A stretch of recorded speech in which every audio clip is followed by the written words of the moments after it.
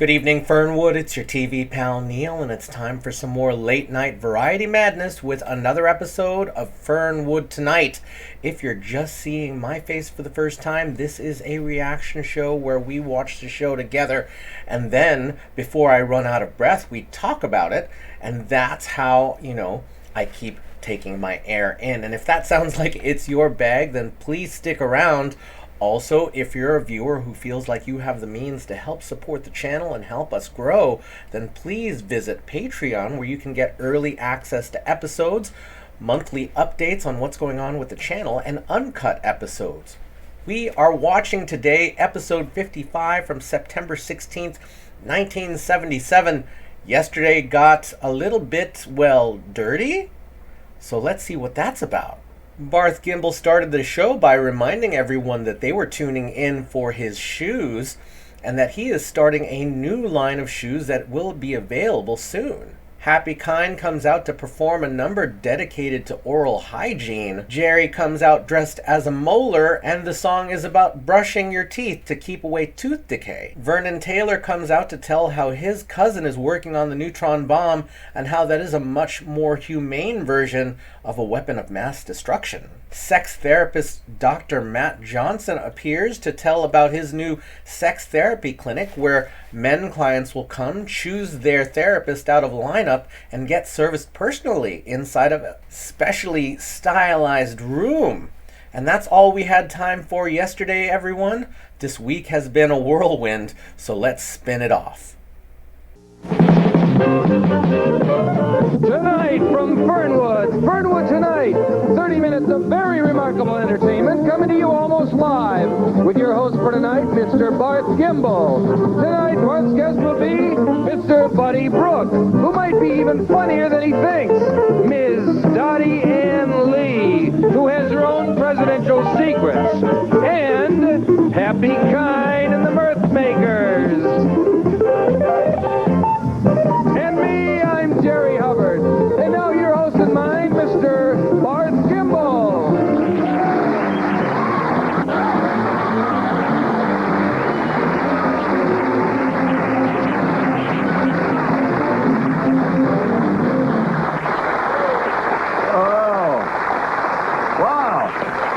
Wow, thank you very much. Good evening and welcome again to Fernwood Tonight. I'm Barth Gimble, and they know... Thanks. I just can't... I can tell you from my own personal experience that... this means a lot, thank you. You know, when a newcomer moves into let's say a mini metropolis like Fernwood, it can take, quite some time for him to get his bearings and make new friends. It happens so quickly for me. Frankly, if I hadn't had the advantage of being on television here every weeknight, it might have taken me weeks or months, actually, to find and cultivate those kind of close, intimate relationships that can last a lifetime if you play your cards right. But I started thinking, as I often do, about the people who don't have the advantages I enjoy. People who, when the good Lord was passing out intelligence, charisma, and brute good looks, some people were just out in the other room getting something cold to drink. You know what I mean? Oh, hi, Jerry. How was your lemonade? Oh, fine. I was thirsty, boy. Plenty of ice? Yes. Good. I've also been thinking of what a shame it is that you usually have to be a movie star or a great athlete before you get immortalized in a wax museum, and that's the truth. Wouldn't it be great if just ordinary people like, I was going to say you and me, like yourself, could be depicted in a scene from our ordinary lives in wax? Well, one night after the show, the two thoughts suddenly came together, bang, and a great idea was born in the wreckage. And that idea is simply to try to pay you back for all your kindness and support by lending my name, Barth Gimble, to persuade you to help finance the Fernwood Wax Museum. Imagine walking into an imposing-looking building down on L Street or something and seeing not Babe Ruth, not Humphrey Bogart, or Marilyn Monroe, but Merle Jeter, maybe, or Charlie Hagers and Virgil Sims, and all our good friends and neighbors here in Fernwood, from right here. And they'd all be in wax. What we're talking about here is the first wax museum, where you're on a first-name basis with all of the statues. And we'd all be immortalized in typical activities. Maybe Connie Bushman from the Pet Center could be down there holding a little wax beagle. She'd love that. Oh, yeah. Sure. And you get Virgil Sims about to roll under a Chevy. I felt so Mexican for a moment. can check the linkage. Or the wax linkage. Or the wax linkage. It'd all be wax, right? Our own Jerry Hubbard could be there, perhaps even a little bit more lifelike than he is right now. We always tease each other. A newcomer arrives in town, let's say. The first place he would go would be that wax museum. Get to know all the statues, and then when he meets the real people, he'd already know their names and what they look like. The more you think about it, the more it kind of makes welcome wagons seem a little bit old-fashioned. And, of course, if anybody moves away from Fernwood, we could just melt them down and keep the block wax in storage. And I think a project like this would also answer once and for all that tiny minority of malcontents who keep complaining that Fernwood doesn't have any culture because we don't have a museum. So come on, okay? Let's all get waxed. If you'd like to help get in on the ground floor of what I think is the biggest tourist attraction since that Stuckey's truck stop opened up on I-85. Yes, now's your chance to help us out, okay? Here's Jerry to tell you how you can help. That's right, Bart. Just call us here at the station, or better yet, send a cashier's check or money order with your donation to Wax Fund, Fernwood Tonight, Post Office Box 78924, Fernwood, Ohio. Okay. Hope we can get that going. Yeah. I'd like to straighten something out. We had a call earlier this morning from some ladies who represented a group of women who were in the armed forces just after World War II, and there was a little confusion about that as the Wax Museum. That's not the Women's Army Corps. They were quite concerned whether they'd have to appear in their uniforms with cartridge belts and but although they are Fernwood residents, I said we will consider them if they could dress in civvies. If they're wax, they can be in there in wax. Right. Absolutely, but not just because they're wax are they going to be in wax. Right. And let's not forgive the women who pitched in during the war. Let's not forgive them? I think we should forget them. Well, some of them... Was that lemonade? Oh, Jerry. Maybe he's been sitting there a little too long. Boy. Our first guest tonight is no newcomer to show business, that's for sure. He's been at it for years now. He's just never gotten it quite right, or so I've heard. He calls himself a comedian. But until we know for sure, let's not extend any definitions out there. Let's just call him a curiosity. That's safe. Please welcome Buddy Brooke.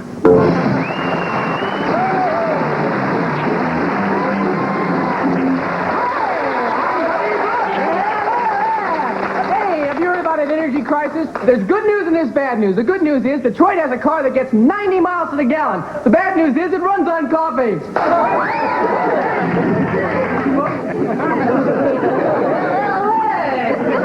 Italians built a new small car. It's called the Mafia. You open the hood and there's another hood. Hey, seriously, folks. President Carter is trying to save energy. He just lifted the import quota on enchiladas. In fact, we need all the gas we can get. Not funny. Oh. Hey, but seriously, folks, the Arabs are getting rich on the oil crisis. In fact, I know one Arab who's so rich, he wears contour sheets. Hey, but seriously, folks, my career's been going really well lately. I just got back from Hollywood. Naturally, I flew there and back. I took a no-frills flight. I don't want to say it was cheap and dirty and overcrowded, but my row was chained to Kinta Kunte.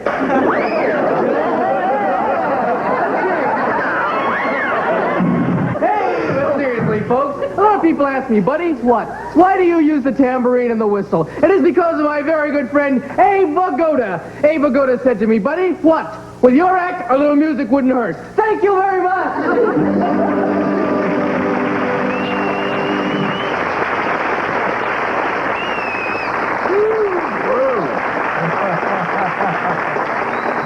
One after another. Yeah. Woo, you don't even give a guy a chance to breathe. You're the first Tri-County area comedian we've ever had on the show. I guess I know why now. Yeah. Some of those jokes I hadn't even heard. I could hardly keep from laughing. I loved it there. I thought you were just great. Thank you, Jerry. And I liked it. Yeah. You have that in order, the whistle and the tambourine, and then the... It's been hours on it, Jerry. Just to get it in a certain order. Yeah, I like to think of myself as the first nostalgia comedian. I figure, why waste my valuable time making up new jokes when there are lots of great jokes from the comedians of years gone by? Of course. Anyway, they're not going to complain about my stealing their material. Most of them have died.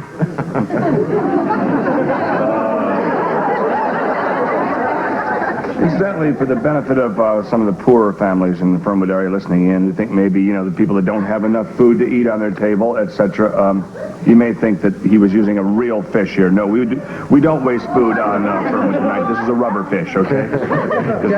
Clowning. Of course, if they're real poor, they wouldn't have a TV set and they can't hear this. So if you do live next door to someone who is quite poor, I don't know what kind of neighborhood that would be, where you have one house with a beautiful set and next door not even enough money for food. But if you do live in that kind of neighborhood, run next door and tell them that had they seen this, it was rubber. Okay? I don't want to mention that because it'll stir up feelings, and then why don't I have a TV set? Why didn't I watch it? And what was it really a fish? Right. So better just drop the whole subject. I think so too. And you might want to use that. Okay? We'll be right back after these words. Stay with me.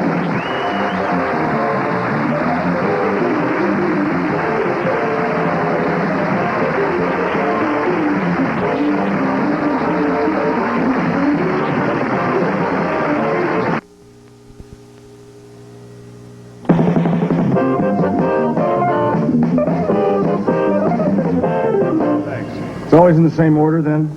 Yeah. First the tambourine, then... Yeah, then there was... That's great. There has recently been a wave of books. This is one of them. About ladies who have had affairs with former presidents of the United States. They're books about alleged lovers of Presidents Roosevelt, Eisenhower, Kennedy. There's none on Truman yet, is there? Not that I know of, no. He was always out walking, taking those brisk walks. He probably didn't have time for that. The buck stopped there, but no women. Yeah. Tonight we have with us a lady who claims to have had an affair with our current president, Mr. Jimmy Carter. Her book will be available soon. It's called Jimmy Carter Was Nuts About Me. I feel we're growing a penis on here at multi-level. You might want to use that in your act. Yeah, thanks. Or just get up and have readings from this. Could it be an improvement? Her name, incidentally, she's out here, the author, is Ms. Dottie Ann Lee.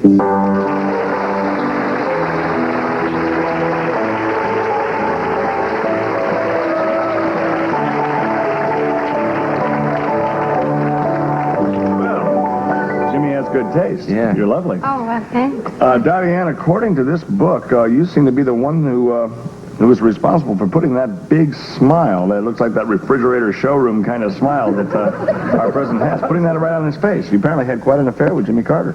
Well, I prefer to call what we had deep love. Deep Love, I saw that film. Was that you? Look, the hair is there. No, it's not. No, Jerry. Dottie Ann, when did you first start seeing Jimmy? I guess we can call him that, huh? We're on a first-name basis, at least you are, right? Well, I was just a young girl back in Plains, Jimmy was 18 years old, and Barth, I have to tell you, for both of us, it was love at first sight. Wow. And your actual affair started then? No, are you kidding? I was only 7 years old. There's a lot of laws in Georgia against things like that. Anyway, now listen, we had to avoid those scandals, that might interfere with Jimmy getting in the White House. Mm-hmm. But even back then, we just knew in our hearts, we just knew that we were destined for each other. Well, that's great. Puppy love is all very interesting. I noticed it's over in the front. But can you get right down to the good stuff, Dottie? Well, when did this romance start heating up? Well, it was a few years later at choir practice. Okay. Jimmy, he really turned me on, I just love a man who can sing and smile at the same time. I think we all do. Yeah. And I just knew that he was singing and smiling just for me. Oh, now listen, wait a minute. Maybe I'm missing something here so far, but when was the first time you two, I don't know how to put this really nicely for television, first time you two got together? Well, Barth, it was a church picnic.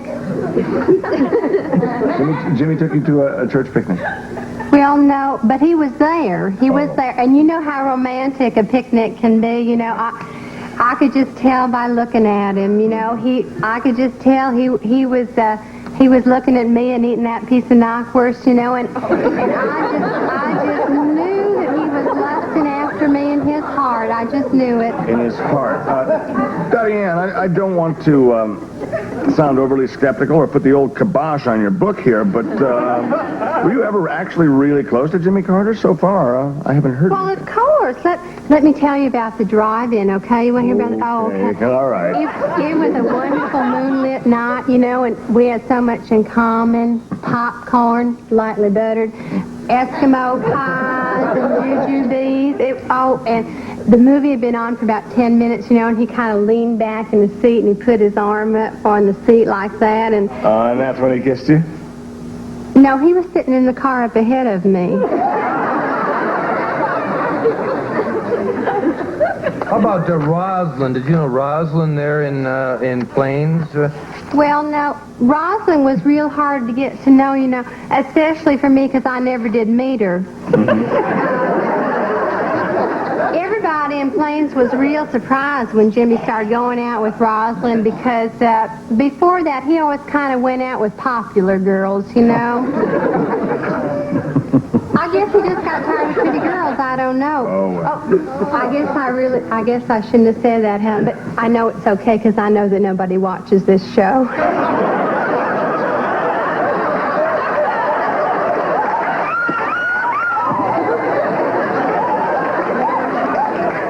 Well, it's quite a story, and it's all in that book over there on the floor. Well, Jimmy Carter was nuts about me. It's the kind of book I think everyone would like to have, especially people who have like a brown decor in their living room, because it has a brown binding, and you could put it on the shelf, and no one would even notice it, and I think that's the best way to have a book like this. Jimmy Carter was nuts about me, and I think you're just a little nuts yourself. Thank you for being with us. We're going to be right back after this word. Stay with us.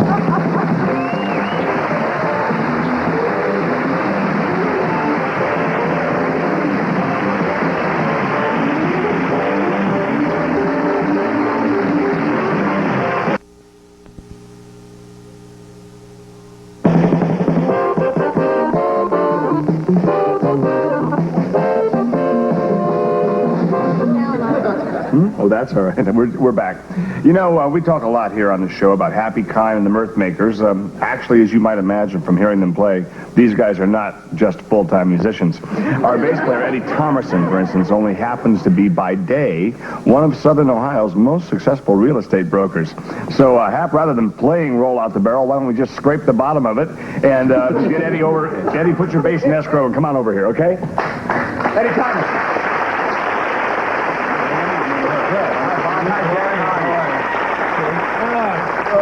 Nice to see you. Eddie, I would imagine between plucking those strings at night and flipping through multiple listings every day, your fingers must be busier than the fingers of a one-armed paper hanger.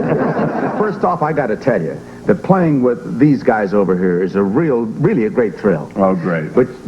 And you get a genuine feeling of accomplishment when we all end a tune at the same time. Yeah, and you've won your share. But I'll tell you, there's no satisfaction I know of, Bart, like taking a young couple and putting them in their first home. Well, it's like taking an old woman and putting her in her last home. Eddie, what's the market like these days? Is this a good time to buy a home? Well, Bart, we have a saying in the real estate business, the best time to buy a house was the day before yesterday. So if you bought a house the day before yesterday, you'd just be realizing the profit of it today. Or if you wanted to buy one today, you'd have to wait 2 days to look back and say that was a good time to buy. In other words, all the people that bought a home today will be quite happy 2 days from now. Is that what you're saying? Okay, fine. But that's so transient. It passes the next day, and then you say, I should have bought one 2 days ago. Well, then the problem is having to buy another house 3 days from now. I mean, how many houses does a person need, really? Why don't you tell us about a few homes in particular, Ed? If you're into water-oriented recreation, this place has a West Coast-type hot tub. Looks like a huge redwood beer vat. And you just fill that beauty with hot water, and you just kind of sit in there as long as you can stand it. Oh, boy. Sounds like a good place to wash your dog, too. And if you had one of those great outdoor parties, you could probably drain the water out and fill it with beer and use it for what it was originally used for. Oh, I guess you could, Bart. In both cases that you've described, I'm real sorry about that, incidentally. I assume that there are full houses to go along with these fantastic playrooms, right? Some of them including a restroom. In my book, a full house does not beat a straight flush.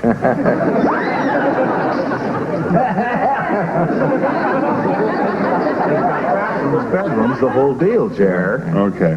Well, Eddie, you're quite a guy, and in this half hour alone, you've gone from music to real estate, and now I think we better get back to music, for the property value of this area right here goes down any further. Can we get our band leader, Happy Kind, to come over here right now?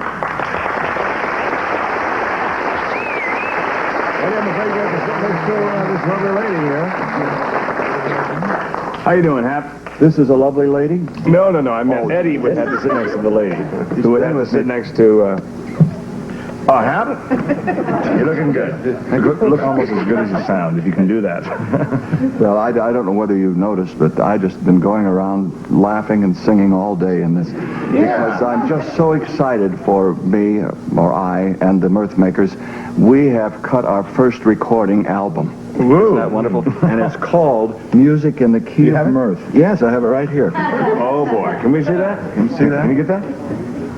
There's Hap right there on the cover, and half of Eddie. That's great. We come through with all the money, huh? Right. Hap, I noticed the album cover. I can see from here. It's a beautiful cover, as I said. What are you going to do tonight for us, Hap? Well, tonight we're going to play the third cut on the second side, which is called, as I called it, an American music medley. Right. Okay. And what it is, it's a kind of a history of the music in our republic here from the time it started up to the present time. Well, it's kind of a catchy title. You want to go to it? Well, I'd love to. Okay. You're going to probably need Eddie. Yeah. Sell him a house on the way over, Ed. Okay. Involve themselves in something we take kind of seriously around here, music. And they're going to give their American music medley. Let's hear it for them. Yankee Doodle went to town riding on a feather, stuck a pony in his hat and rolled over leather. Down in the valley, to hear the wind blow, blow, blow. The man down at the station early in the morning, drink to me only with thine eyes, that working on the railroad. Old acquaintance be, for God bless America, America. God shed his grace on the old bucket, the old bucket, the old. I wish I was in the land of cotton, old MacDonald had a pot. G-I-E-I-O, Susanna, won't you wait for me tonight in the wildwood, just before the battle, mother. Home on the range, where the deer is dear, what can the matter be? If all those endearing young shark, which I raise on so-called on daisy, never tell till the cows have come on ye face. Twilight, when Johnny comes marching home again, hooray, hooray, when John Brown's body lies a moldering in the gloaming. We'll be right back after these important words. Don't go away.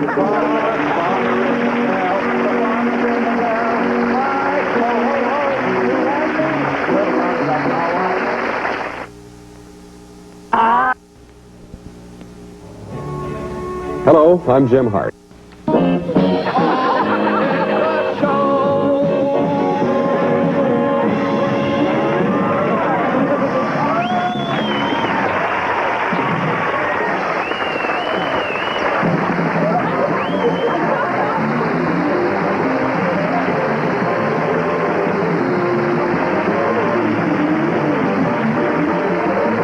Also appearing on tonight's show was Steve White as Buddy Brooke, Dottie Archibald as Dottie Ann Lee, and Eddie Robinson as Eddie Thomas.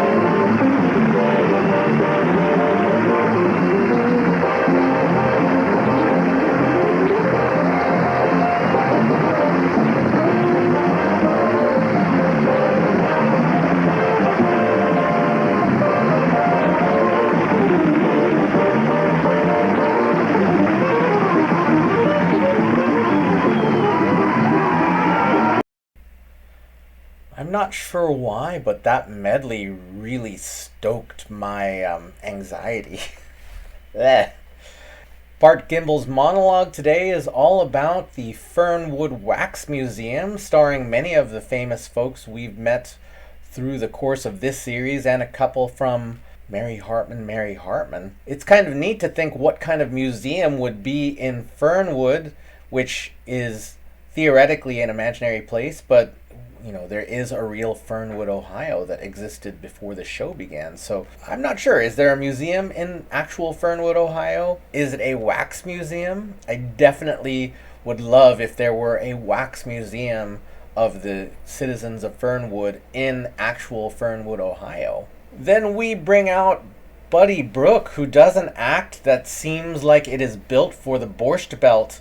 The Borscht Belt were Jewish summer resorts in sort of the Catskill areas of New York, where many comedians cut their teeth in the mid-century. I don't know that it is exactly Borscht Belt comedy, but it certainly does have a retro flavor. If you think back to the 1970s when comedians like Richard Pryor and George Carlin were getting their claims to fame. Then we bring out Dottie Ann Lee, who is a lovely lady who seems to have written a book about having some kind of scandalous affair with Jimmy Carter, except it seems like she's never met the man and has only lusted in her heart, or imagines that he has lusted in his heart. We mention that phrase because Jimmy Carter famously said that he lusted in his heart in his interview in Playboy magazine. Of course, lusting in your heart is basically just saying, ooh, I'm interested in this person. It comes off as kind of dirty, maybe. I'm not sure exactly how it was received because I didn't learn about that phrase until much, much later. Oh my gosh. I am just now realizing that Dottie has written a book about being a person over whom Jimmy has lusted in his heart. I just am now getting that, and I feel kind of dumb, but also like, now I kind of get it. Then we bring down mirth maker Eddie Thomerson, who is also a real estate agent and has plenty to say about buying a home. And Happy Kind joins the couch as well because he's there to promote the new album, Songs in the Key of Mirth. And as I mentioned, that medley filled me with anxiety. I already have plenty of anxiety, so it really just stoked up the anxiety that was already there. I think it was that songs didn't exactly resolve as much as from one word it would morph into another song. That was really bugging me because I couldn't finish any of the lines. It is odd. It certainly gets a reaction out of me, and that's, I guess, what I expect this show to do. And that's all we had time for. The mirth makers played us out, and Barth didn't even say, hey, thank you and good night. We did pick up some photos that I think Eddie Thomerson might have forgotten to use during his bit, but that's all we got. So now it's time to address the topic of the week. This week we have been talking about dark comedies and satires, and my recommendation today is Sorry to Bother You. Sorry to Bother You is a bizarre 2018 comedy starring Lakeith Stanfield and Tessa Thompson. Stanfield plays a young telemarketer who is doing what he can to rise up the ranks in the company and in American society.